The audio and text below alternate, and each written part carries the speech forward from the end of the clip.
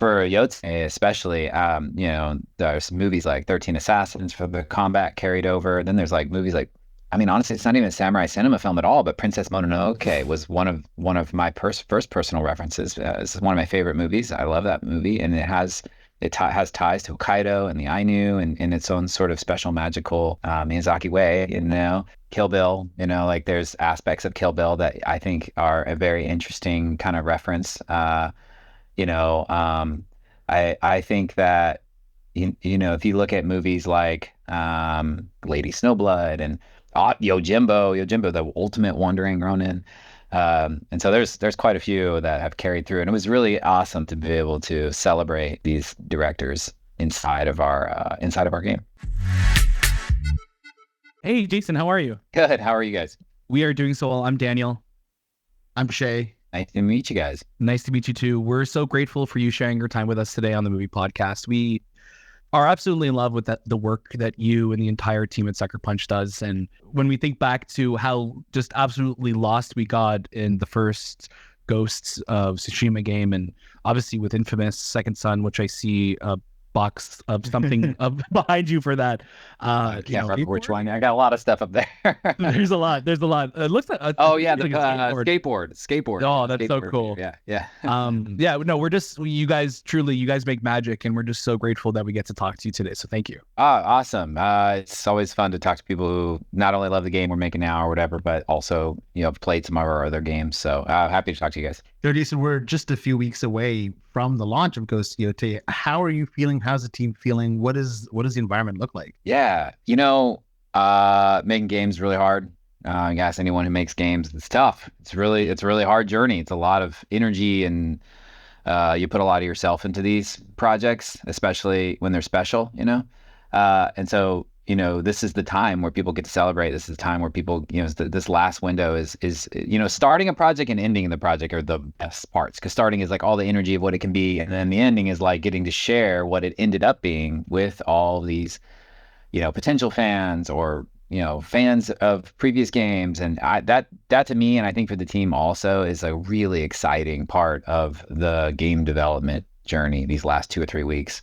It's just kind of magic for people. So people just watch and look at stuff all the time. And then I think after it launches, the photo modes and watching people's... Oh my God, yeah. It's intoxicating. Yeah. Well, I think once it gets out there into in the hands of millions of people and seeing how they're just traversing everything and how they're doing things differently, I think that's... I can imagine how gratifying that is for you and the team to see how everyone is... experiencing it differently. Find those little Easter eggs. Yeah. Yes. It is so fun to watch people, because there's so much to a game, especially the games we make with the Ghost franchise. It's massive and it's wide. I remember playing Tsushima, and I'm sure it'll be the same thing for Yotei. I always play a game after it launch, after the game launches, the ceremonial sort of like, retail playthrough or whatever. Mm-hmm. And you find things, you're like, I don't know if I played this in like years to see where it came through, because there's so many small nuggets of things all throughout the world size of our games. Now, it's been 5 years since the initial release of Tsushima. So how are you all like leveraging the power of the PS5 and PS5 Pro this time around and to help you guys to, do what you're doing in Yotei? I think there's a couple, specific things that, because we have so much experience on this hardware now, we've been working on it for a bit, that really lends itself to making this game feel special when you're actually in the world. And one of them is, we've talked about it a little bit, but I think it really has to be played and experienced. But we allow for people to kind of go back into feel Atsu's past when you're at her homestead. And it's not something that's all game wide. It's really in this couple special locations.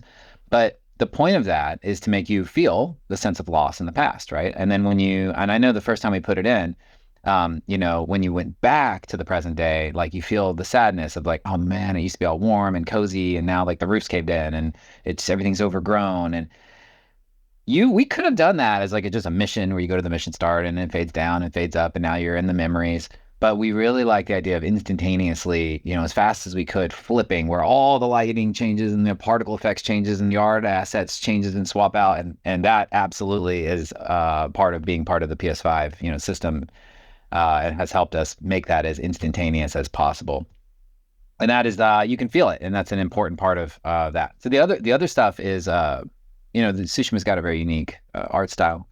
And we wanted to carry as much of that forward as we can, but add on top of it elements that would, really highlight what's special about Hokkaido or Eizo at the time period. And one of those is having extensive sightlines, really vast, landscapes where we improve the rendering quality and the trees in the far distance and the terrain, and make sure we have fog kind of layering into those trees. That's just not stuff we had in the last game. The sightlines were big, but they weren't that big. And the quality of those LODs at a distance were a little bit lower quality.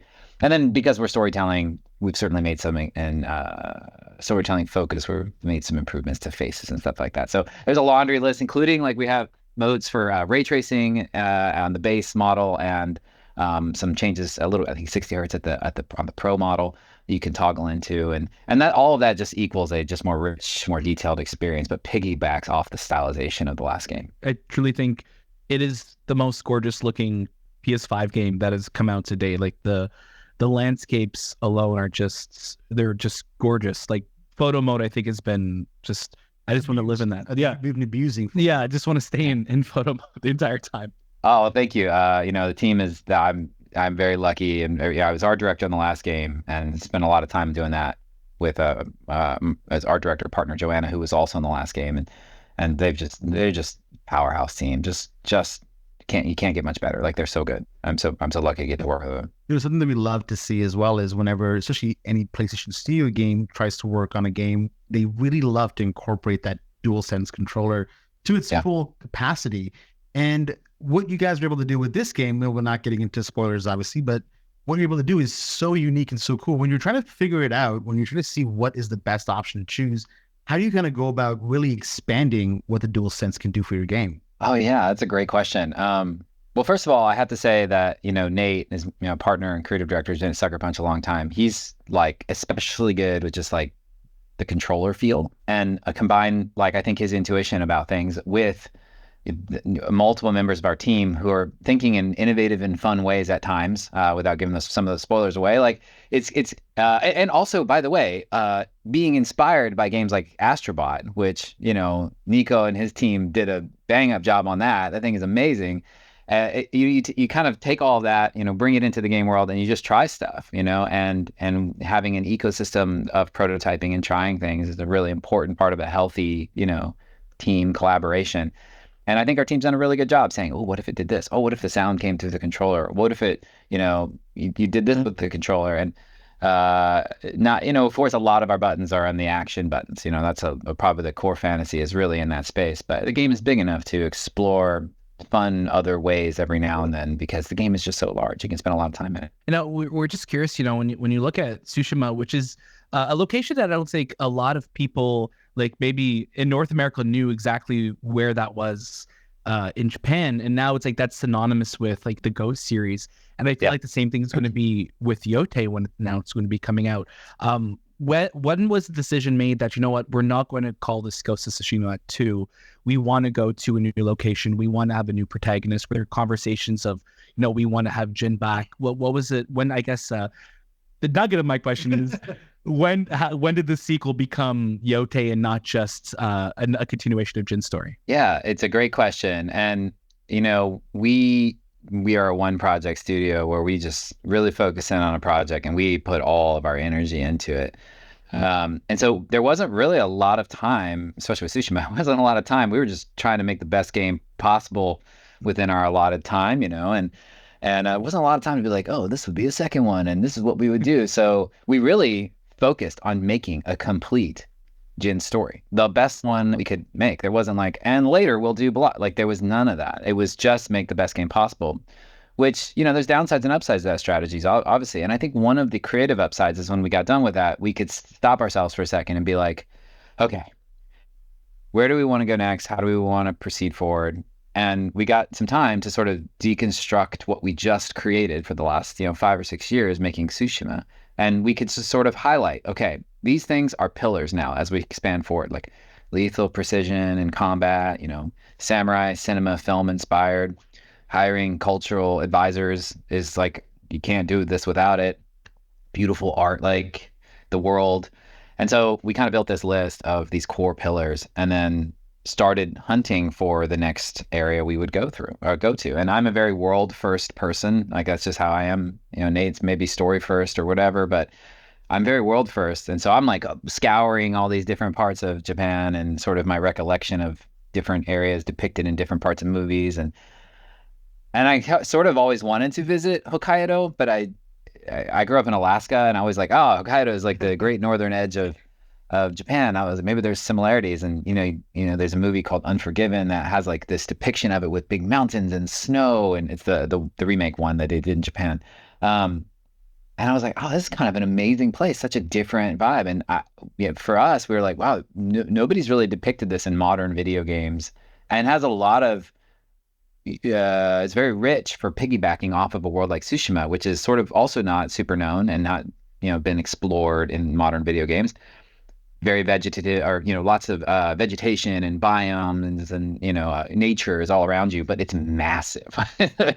So we were kind of inspired by that, and it kind of set us on a journey of thinking about what would a game look like in that space. Then I think we started thinking about what is our next story we want to tell. We were kind of excited about a vengeance story. And then you get like Hokkaido's got this wolf that was extinct, this Eza wolf, and I'm like, oh, that's kind of a nice pair. And like we're always looking for nature to see if it can be like a guidance or a spirit animal or a spirit guidance to our heroes in the Ghost IP. So all of it just kind of came together in kind of an interesting way. But really, I think for me, it was really set out by thinking about the world, and Hokkaido is just this stunning place. And when we visited there too, all those sort of theories came true. It was a very stunning, very vast place to visit. When you kind of look back to that first Ghost of Tsushima, the original game, what was that spark that kind of got it started, and how did it become that game that we all love now? Yeah, I think one of the things that we realized, we came off of Infamous, and Nate and I partnered together to make this sort of standalone sort of DLC, First Light, we made from Infamous Second Son, and him and I worked together on Second Son too. But in this capacity, we were running that project, and when we sort of moved into what ended up becoming Ghost, one of the things we really focused on was a strong fantasy. Like, what is the fantasy that people want to come to life? And the fantasy in an Infamous game is superheroes. You're going to be a superhero, whether you're Cole, or you're Delsin, or Fetch. Like you're a superhero, and each one with a complex story. And we like the idea of what a samurai is a pretty awesome fantasy that hasn't at that time, especially, had not been explored very often. And then of course I was excited about that, but of course on top of that, I'm a big world first guy. So I was like, oh my gosh, if we can pull off a romanticized feudal Japan that's inspired by cinema, and be the first ones to come out the gate with doing a big open world, or at least one of the first ones in modern times, I got really excited about that. I think the team literally latched onto that too. But that fantasy of the combat, melee driven combat, was very exciting for us.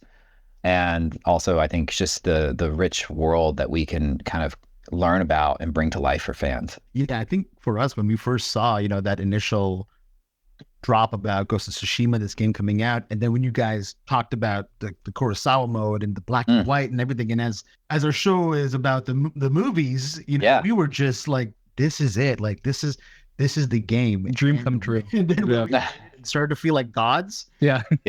It's the one game that we just could never put down. And just huge shout out to the team, because what you guys did was phenomenal for gamers, but also film lovers. Oh yeah. I mean, we are like, I could talk extensively about the movie stuff. I mean, it has been a huge inspiration source. And I think, and for before we even made this game, right? Like, Nate's dog is named Lord Tornaga. So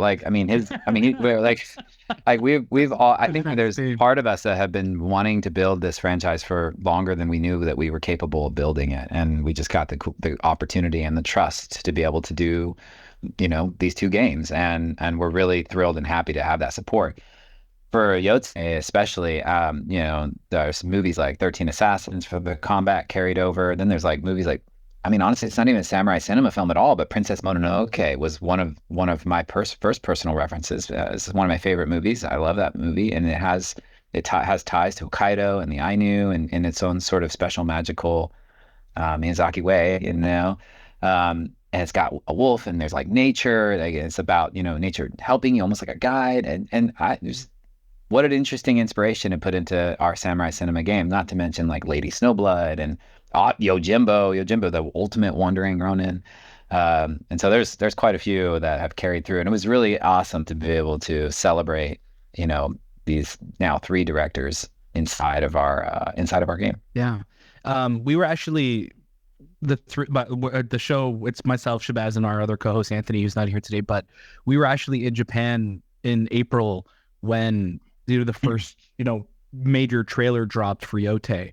Mm-hmm. And we just felt it was like such like a divine intervention moment. I'm like, oh, we are here. Like 40X. Yeah, like we are experiencing it in the place that we need to experience it. And I just would love to know for yourself, we have the Akira poster behind you as well too. What are the films that are the weirdest inspirations that maybe aren't even related at all like to Japan cinema that you maybe have pulled inspiration from or found inspiration from either throughout your career or for the Ghost games?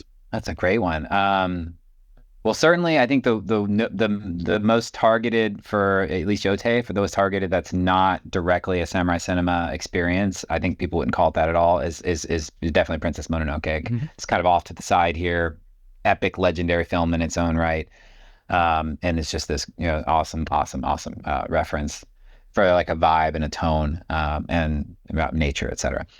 There's things like Kill Bill, like there's aspects of Kill Bill that I think are a very interesting kind of reference. I think that if you look at movies like Kill Bill is really interesting because it's poppy and fun at the same time. It's very vengeance focused. And then it's weird, like when you get to once we started making Tsushima, like 10 years ago now, it feels like it's been a while. I've had 2 children in this time period. I feel like my movies have almost been fully consumed around, direct references. So I'm like, my brain is like, oh my God, I've only watched samurai films for like 10 years, which is, I don't think true, but it feels true because it's all also immersive. But I love Blade Runner. Blade Runner is one of my favorite movies. That's just it's a good human story, and challenging assumptions about humanity, and I think that most of the films I do love, I tend to and not just films, but obviously shows, that are a big part of our lives now, have a really strong human relatability element. Like you can you can kind of see how that person might feel. And that's interesting because one of the biggest challenges with making the Ghost IP is that we do not live in feudal Japan. So how do you make things translate in a way that we might be able to relate to it? And that is a challenge, if you're not making a modern day or a contemporary story with, things that we struggle with in the day-to-day life. And that was a big struggle. It was a big struggle for Ghost Tsushima, and, we found our angle for it, and it's a big struggle for Yotei, and we found our angle for it. But films that can really point out some elements of the human relatability aspects that I identify with. Challenging tradition is a great one. That's Jin. And I like that. I think that those are the ones I get attracted to. Love that. Absolutely. We recently had the opportunity also to go into the Criterion closet, and so much fun in there. And one of the most iconic, obviously, Criterion movies being Seven Samurai, got us thinking about Ghost of Yōtei, Ghost of Tsushima. Like there almost should be like a Criterion version of video games. And we're curious for yourself, like what do you think that looks like, and what are those games that you kind of want to have in there? That's an awesome question. Man, I could talk to you guys for a long time. We'll put 2 hours on the book next time. 30 minutes. Yeah, okay, yeah, we can do a deep dive, and we'll bring a bunch of fun cool film references. It's awesome. We did a brief interview with I think the Criterion Collective in the last game, and it's interesting. I think that in terms of samurai, adjacent things, like there's a lot of great samurai action games, whether it's all the Rise of the Ronin stuff, or Neo was awesome. I love Neo. It's like there's so many games that I think we could imagine being in that space, and I think that that's we'll get questions sometimes like, how do you feel about these other games? I'm like, oh, just, like if you're a big fan and you're a consumer of like games, media, anime, comic books, whatever, then you're sort of, even if you're creating them, like I think you first and foremost welcome it, and you're like, oh, what did they do? How have they played? Like it's pushing everything forward by having people in that space. And I think you can be a responsible creative, but also be excited as a fan. So it's pretty easy to imagine, many of the greatest samurai games that have been made probably have been in the last 10 years, because there hasn't been, there was a big lull where I feel like I didn't see hardly any. And then there's been like 5 or 6 that are all doing something interesting in that space. It's very true. And we wanted to talk to you also about just, the changes from Tsushima to Yotei. And I think getting into the actual like weapons that we're using this time around. And it's interesting to see like, okay, like it's not just like, we're not just doing it again. We're not just doing like the different stances, which we got so excited with the stances in the first game. We're like, oh man, like I felt like genius. Like I like when you figured out that mechanic, I like had it like, oh man, like I feel perfect stance. Like I feel like a samurai. And this time around, like it's a little bit different with like now the different weapons. I'd just love to know like what went into that decision behind that change, and how did you guys want to, I guess, evolve what you did in the first game for Yotei? Well, it's funny, for Tsushima, we actually had ambition to add more weapons in, but this is, you got to make decisions when you're making, especially on a new game. Like you run out of time, and then you decide like, hey, do you want, at that point, like our time was going to be like, oh, can we make 1 weapon that's incredibly good, or like 3 that, like be pretty good? And obviously let's make one that's incredibly good.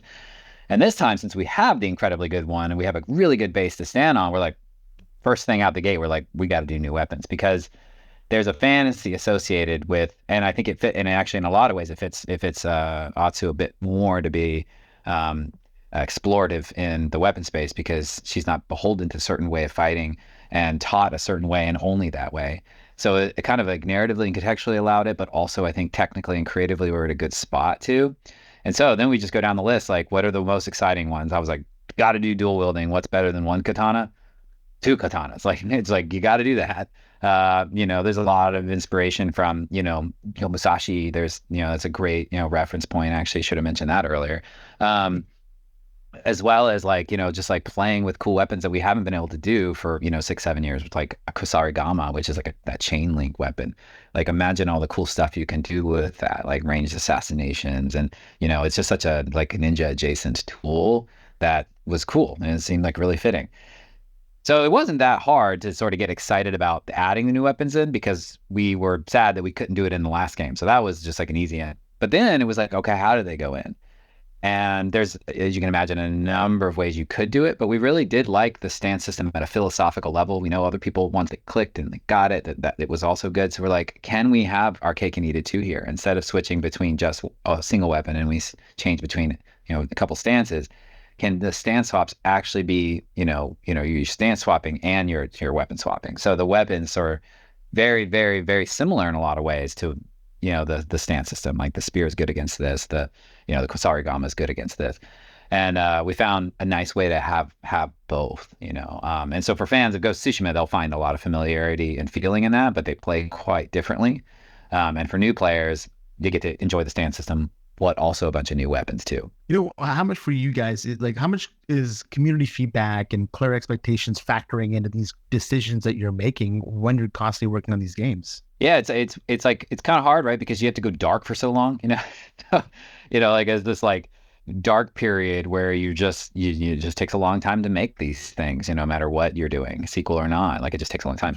But you do get to come out for air, when we had our trailer for this for Yotei, and we had like the wolf in there, and you're just like, okay, let's put the wolf in there because we think it's really awesome, and we have a whole feature set sort of planned around it, and like, let's see what people think and feel.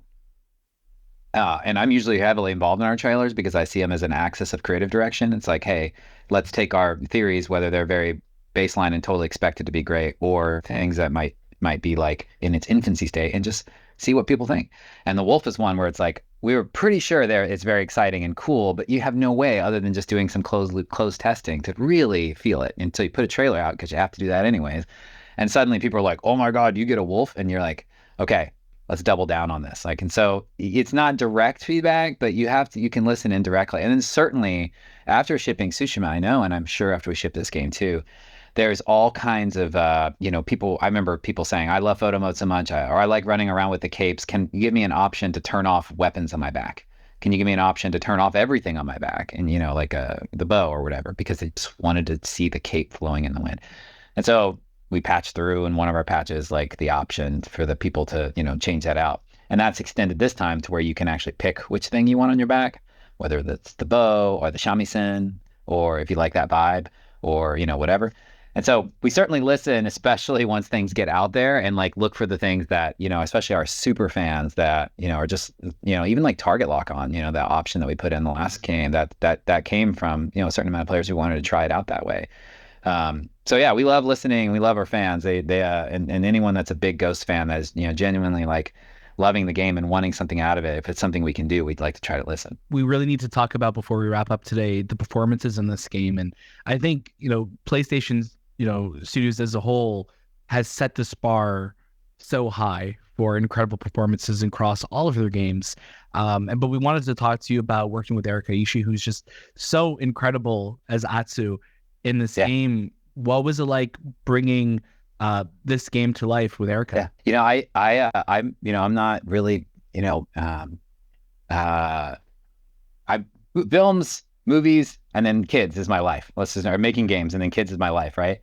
So when you go cast a hero, when you go cast your main person, it's like, even though I don't go to all our shoots, I'm always like, it's me and Nate and our lead writer, and like we go through our casting director brings us a list, and you go through this list of names, and I tell you, like, I'm going through this list of names, and you're watching the auditions.